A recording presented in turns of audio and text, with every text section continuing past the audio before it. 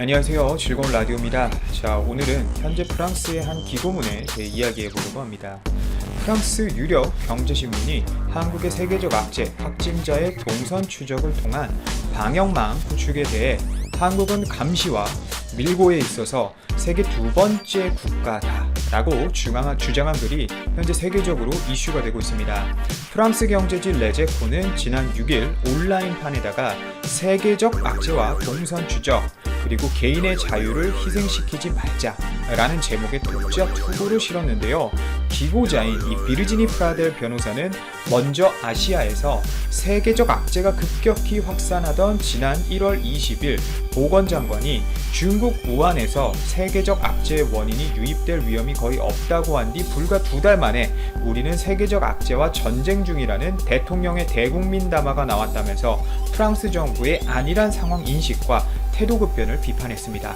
그리고 우리나라를 다음으로 평하는데 한국은 정부가 신속하게 마스크 착용을 권장하고 전국에 드라이브스루 선별 검사소를 설치해 대규모 검사를 한다고 소개한 그는 이와 반대로 프랑스 정부는 시민은커녕 의료진을 위한 마스크도 확보하지 못했다고 질타하는데, 자, 여기까진 좋았습니다. 바로 문제는 지금부터 시작됩니다. 갑자기 이 글은 한국의 감염자 동선 추적과 유사한 방식을 프랑스가 검토하는 것에 반대하면서 갑자기 비난의 화살을 우리나라 대한민국에 돌리기 시작하는데요. 프라델은 대만과 한국의 추적 장치를 마련한 것은 불행한 결과이며 프랑스 정부는 국민이 이런 상황을 겪지 않도록 해야 한다. 이 두 나라는 개인의 자유에 있어 본보기가 되는 국가가 아니고 오히려 최악의 국가라고 평가를 해버린 것이죠.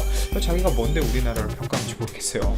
특히 우리나라에 대해서 더욱 잘못된 방향으로 언급을 계속하는데 한국은 감시 고발에 있어 세계 둘째 가는 나라로 수천 명의 한국인이 학원에서 이런 기술을 훈련받고 담배꽁초부터 간음까지 타인을 밀고의 돈을 번다.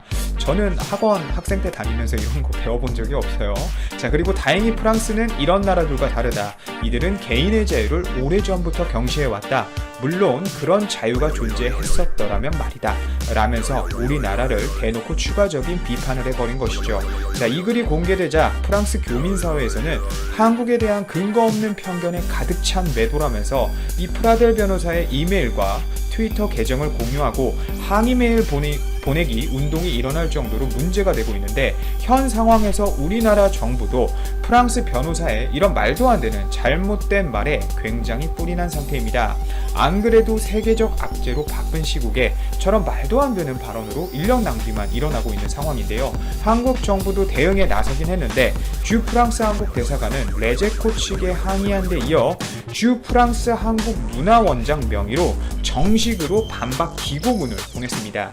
실제 주 프랑스 한국 문화원장은 한국이 세계적 악재 대처를 위해 국민적 합의하에 맞춰 관련 정책을 민주적 절차에 따라 투명하게 입안에 집행하고 있다는 내용을 담아 반박문을 투고했다고 전했고, 이 반박문은 아직 현재 레제코에 게재되지는 않은 상태입니다. 앞선 이 변호사 프라델의 글을 실은 레제코는 사실 꽤나 큰 경제 일간지 회사입니다. 프랑스 최대 경제 일간지라고 보시면 될 것 같고, 프랑스 각종 재계와 금융권, 경제정책 결정권자 등 독자가 굉장히 많은 신문인데요. 우리나라 정부도 얼마나 어이가 없었으면 이 기고문에 반박문을 보냈을까요? 보내면서도 어이가 없었을 거예요. 프랑스에서 여론의 방향이 거의 없는 내용이지만 외국이 얼마나 심각했으면 이같이 어려운 상황에서 반박문을 써 보내야 할지 제가 한번 생각해보면 정말 참담한 심정입니다.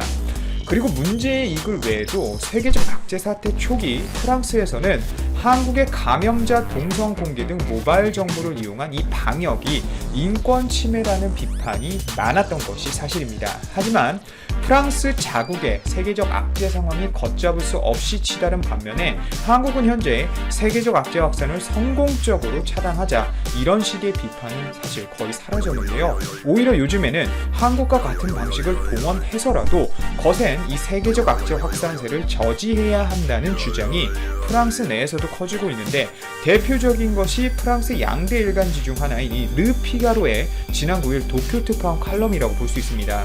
한국의 방식을 사생활 침해로 치부한 프랑스가 뒤늦게 기본권인 통행의 자유까지 제한하면서도 세계적 악재 확산을 막지 못했다면서 프랑스는 굉장히 오만방자하다고 제대로 비판해버린 것이죠.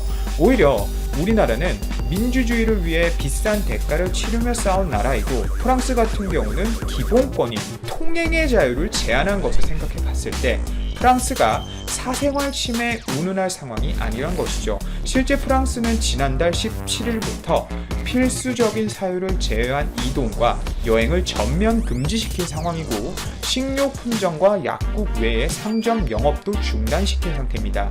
뭐 하나하나 좀 따지고 본다면 영업권조차 침해하고 있는 것인데 국가가 오히려 프랑스가 더 억압받는 나라 아닌가요? 굉장히 프랑스가 이중적인 태도를 보이고 있습니다. 이렇게 이중적인 태도를 보이면서 보여주는 결과가 어떨까요? 뭐 이중적인 결과를 보여주는 게 뭐 프랑스 자체가 아니라 이 변호사라는 말인데, 현재 세계적 악재 바이러스 확진자가 프랑스 내에서만 13만 명이 넘었고 우리나라 13배입니다. 사망자는 심지어 우리나라 확진자 수보다 많습니다. 1만 3천여 명이 넘어섰죠. 50배 가까이 됩니다. 심지어 한국보다 1,300만 명 정도 많은 프랑스 인구 6,500만 명을 고려해 본다면 세계적 악재 통계는 이 나라 프랑스가 이미 방역에 완전히 실패했다는 것을 여실히 보여주죠. 국가가 국민의 생명을 얼마나 잘 지켜내고 있는지를 단적으로 보여주는 지표인 이 세계적 악재 치명률 역시 프랑스는 10.6%로 한국의 5배가 현재 넘고 있고요. 제가 좀 의견을 더하자면 우리나라는 자유와 방종을 구별할 줄 아는 나라죠. 특히 이 자유를 누리기 위해서는 책임도 져야 한다는 것을 아는 나라가 바로 우리나라 대한민국입니다. 한국 국민들은 개인의 자유를 버린 게 아니라 이 세계적 악재 예방 차원에서 자발적 참여를 하고 있는 것이죠. 사생활이 존중되는 프랑스라 소맨치기가 많고 여행객들에게 사기꾼들이 등쳐먹는 유럽 1위인 나라가 자유와 사생활을 운운하고 있는 게 개인적으로 좀 재밌네요. 어떻게 보면 프랑스라는 나라가 세계적 추세에 맞춰 이 IT라는 산업이 얼마나 제대로 발달하지 못했는지에 대해 알 수 있는 기회가 되었는데요. 모든 국민 다 집에 가둬놓고 사재기하고 자영업자 다 문 닫게 해놨죠. 거기에 사람들이 어떻게 움직이고 확산될지 파악도 안 되니까 길거리에 이제는 뭐 청소 제한 경찰 깔아놓고 지나가는 차들 죄다 잡아서 그냥 통행증 검사하는 나라가 현재 프랑스입니다. 이곳에 과연 자유가 있는지 의문이 들고요. 이게 자유 때문에 우리나라처럼 안 하는 게 아니라 사회 시스템이 굉장히 질이 떨어지기 때문에 우리나라처럼 못하고 있는 겁니다, 여러분. 프랑스 정부도 지금 이 한 사람의 말도 안 되는 기고문 때문에 아마 난리가 났을 것 같은데요. 5일 정도 전만 해도 프랑스 정부가 우리나라한테 전화해서 아니 한국은 도대체 어떻게 그렇게 교통 분야 대응을 잘하고 있냐, 한 수 제발 가르쳐달라고 요청을 했었어요. 자, 실제 5일 전 우리나라가 프랑스 국무장관한테 한 얘기입니다. 한국은 지역 간 이동 제한과 대중교통 전면 중단 조치를 취하지 않고 있고 대중교통 이용으로 세계적 악재 확산이 전파된 사례가 아직 없다.